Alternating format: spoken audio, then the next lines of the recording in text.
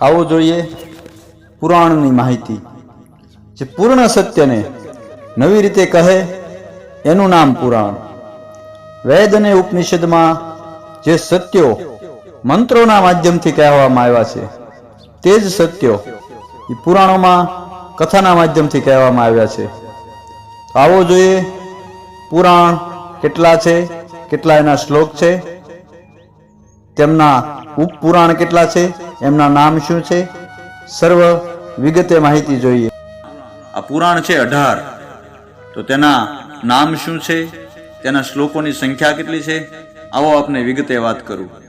તો 18 પુરાણના નામ શું છે એ જણાવું.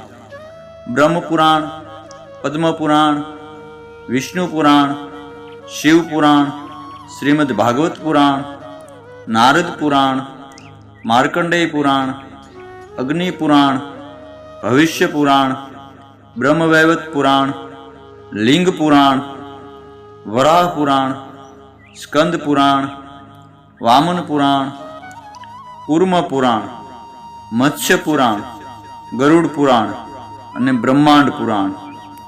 તો આવો દરેક પુરાણની શ્લોકોની સંખ્યા કેટલી છે એની પણ માહિતી જોઈએ.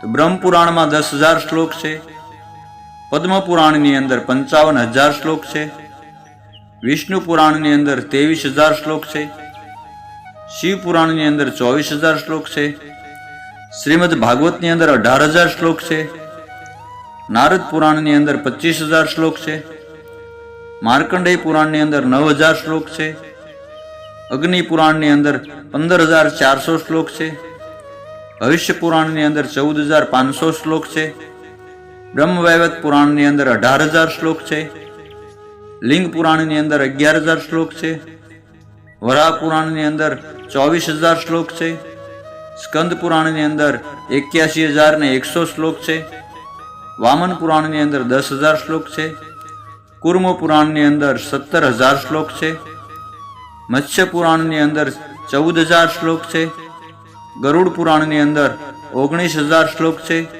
અને બ્રહ્માંડ પુરાણની અંદર 12,000 શ્લોક છે. આ 18 પુરાણોના કુલ શ્લોકની સંખ્યા 4 લાખ થાય.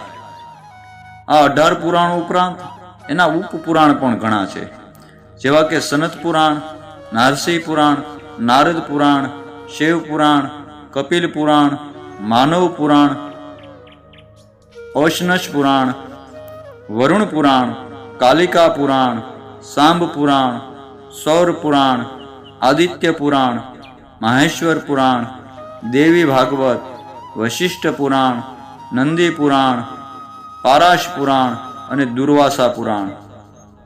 તો આ પુરાણ સહિતના ઉપપુરાણ આ 18 હતા. 18 પુરાણ અને 18 ઉપપુરાણ. 18 પુરાણ અને 18 ઉપપુરાણ છે. તો કેવી લાગી માહિતી અમને કોમેન્ટમાં કહેજો.